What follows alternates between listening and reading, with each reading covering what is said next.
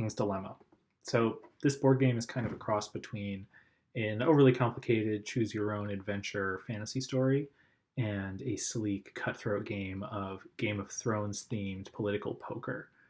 So in the game, there are five noble houses, and they're all competing as the advisors of the current monarch of the kingdom of Ankist. Yes, the game comes with a really overly detailed fantasy map.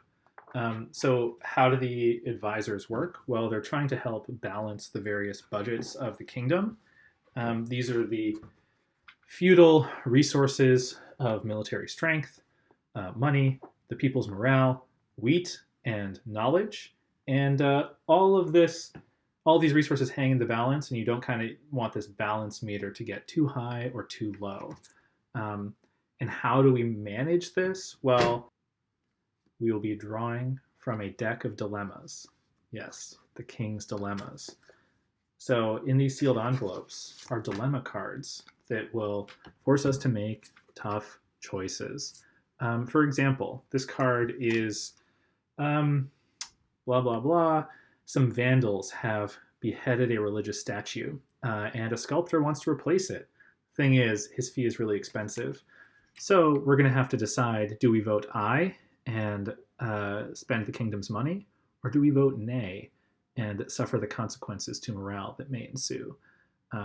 In order to make this choice, the five players all play a little game of political poker, where you can bid on yes or no and spend your coins and power tokens to affect the outcome.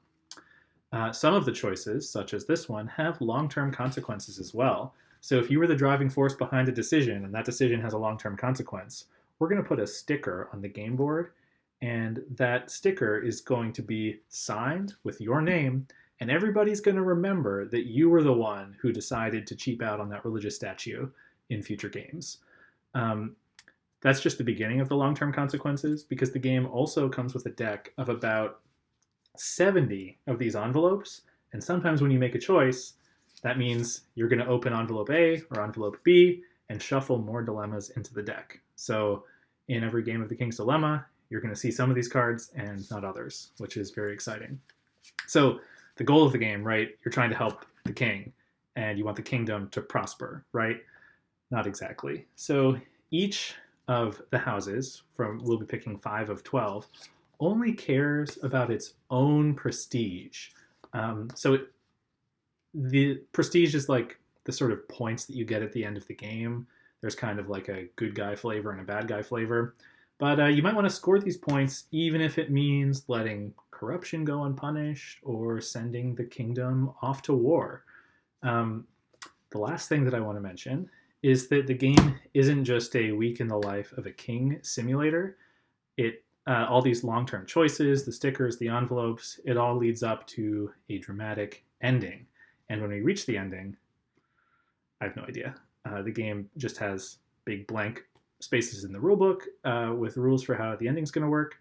So when we get there, we're going to find out. But I'm kind of thinking those choices, those hard choices that we made, they're not going to come home to roost, right? Like everything's going to be fine, and the house with the most prestige will win, and everyone will be happy, maybe. So that's the King's Dilemma.